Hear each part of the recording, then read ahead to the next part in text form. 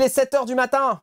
Vous allez apprendre en 25 jours les concepts de base qui vont vous permettre de passer de 0 à je peux commencer à produire des trucs.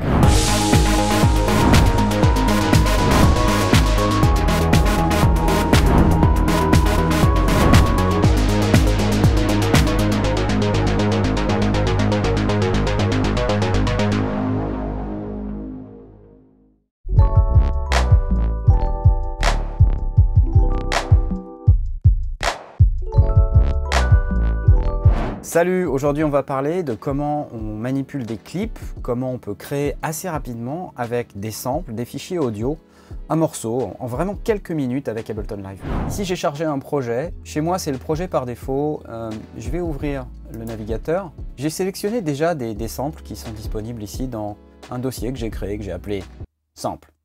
Ouais. En cliquant dessus je peux les écouter.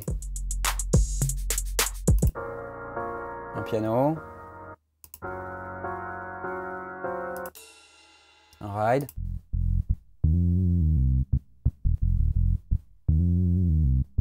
Ouais. Un pad de synthé. Petit arpège de synthé. Une dame qui a mal au ventre. Une dame qui voit quelque chose et qui a l'air joyeuse. Une autre dame qui voit quelque chose et qui a l'air un peu moins joyeuse. Et une dame qui dit « you know ». Ok, vous avez vu tous ces échantillons, ils n'ont pas grand chose à voir entre eux. Certains d'entre eux sont accordés, certains autres ne le sont pas.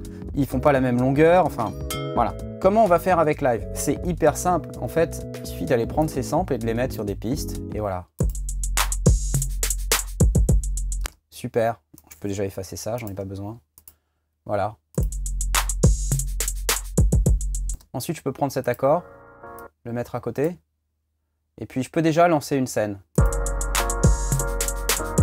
Et là vous voyez que ça marche pas très bien. En fait ce qu'il faut c'est que chaque clip soit ce qu'on appelle warpé. Quand on clique sur le bouton warp ici, on informe Live sur le fait qu'on veut qu'il analyse le fichier et qu'il détecte le tempo automatiquement. Et ensuite je peux cliquer sur le bouton loop à gauche pour pouvoir mettre en boucle cet échantillon. Si je l'écoute tout seul, ça donne ça. Maintenant si je lance la scène, ça marche pas parce que je l'ai pas fait sur l'autre. Hop, warp, loop, on écoute. Ok, c'est trop rapide, je vais baisser le tempo. Regardez comment Live fait pour gérer cette situation.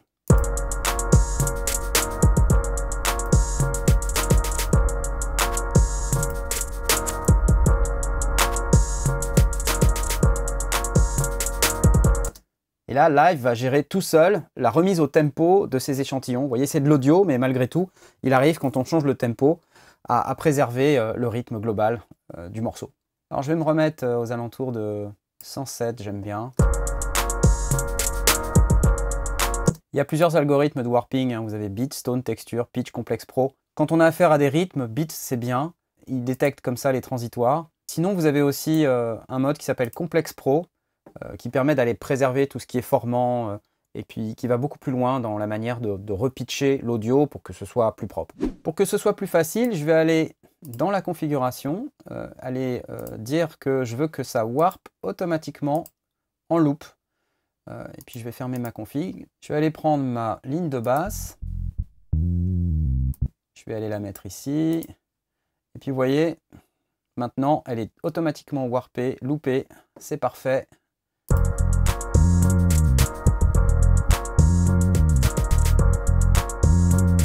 Vous voyez qu'au niveau rythme, c'est bon, c'est juste au niveau tonalité que ça va pas, donc pas de problème, je vais gérer ça.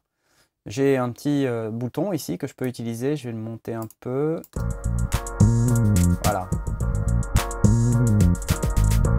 Super, je peux mettre en solo.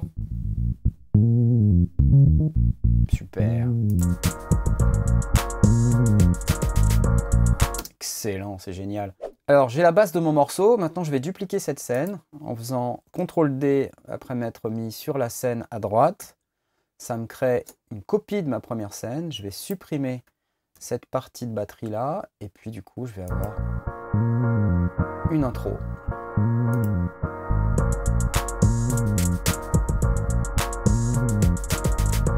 Excellent. Maintenant, je vais encore dupliquer cette scène. Et puis, au lieu de prendre cet accord de piano, maintenant, je vais prendre ce synthé là. Je vais enlever mon accord de piano. Et puis, c'est parti. Ok, bon, c'est pas tout à fait la bonne tonalité. Je sais pas, est-ce que je me monte comme ça là? Ouais. Ok. J'aime bien. Ouais, j'aime bien comme ça me plaît bien. C'est parti, je vais dupliquer cette scène encore. Ensuite, je vais mettre une autre petite partie de synthé. Ça donne quoi ça? Waouh! Eh, tu vas te calmer, ouais. Donc ça va pas au niveau accordage.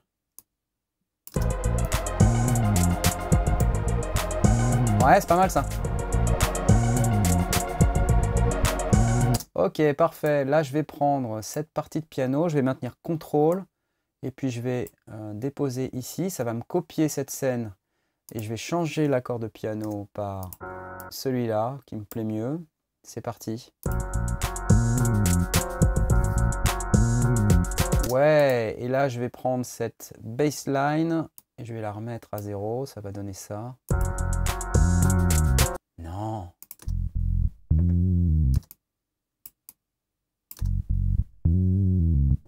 C'est mieux comme ça. En fait, ce que je vais faire, c'est que je vais prendre la bassline et puis cette fois-ci, je vais réduire mon clip.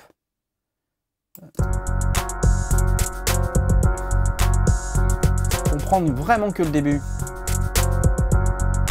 Je vais faire pareil sur la partie de batterie, que là, jusqu'ici.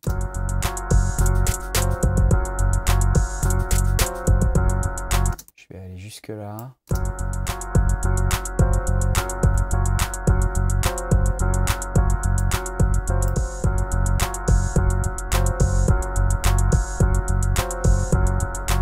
Ok, c'est bien, c'est bien. Et puis je vais prendre ça et le remettre là. Hop. Prendre ça.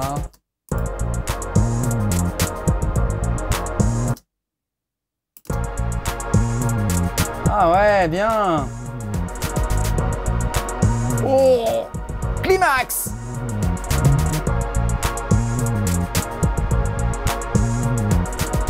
Je vais juste prendre les deux premières mesures. Ouais. Ouais. Puis je vais remettre ça avec. Et je vais le monter un peu ça. Ouais.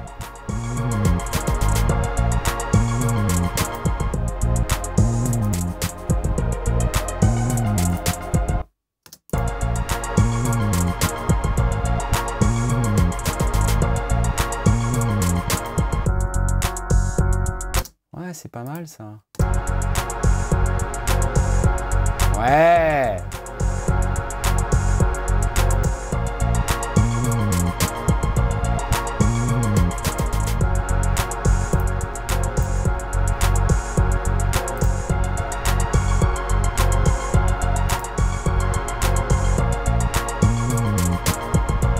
C'est bon ça. Ok. Ah, la dame qui dit aïe. Je vais la mettre là. Regarde.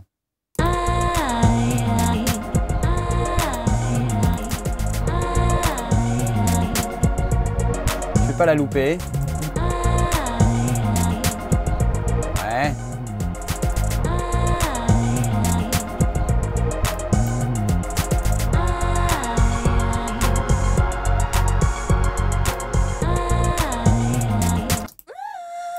Je vais la mettre là, elle.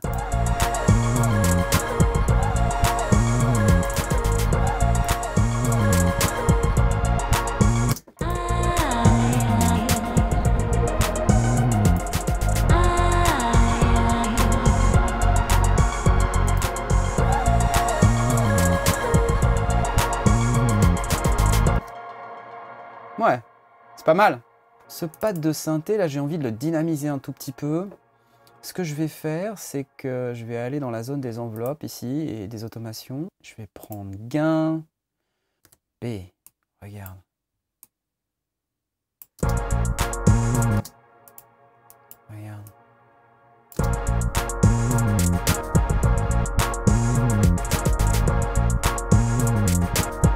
Et je peux même raccourcir un peu pour que ça soit rigolo.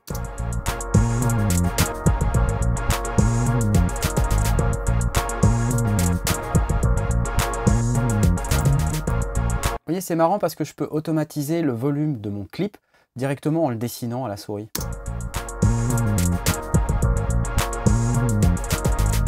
Et là, j'ai créé un peu de la polymétrie en raccourcissant la durée de mon clip. Pas tout à fait 2 mesures, mais un tout petit peu moins. Comme ça, quand ça boucle, ben, ça fait tout le temps un truc différent.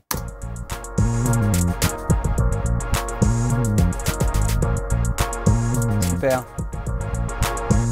Avec du delay. Voilà, c'était bien cool. Rendez-vous demain à 7 h du matin pour une nouvelle découverte Ableton Live. Bye.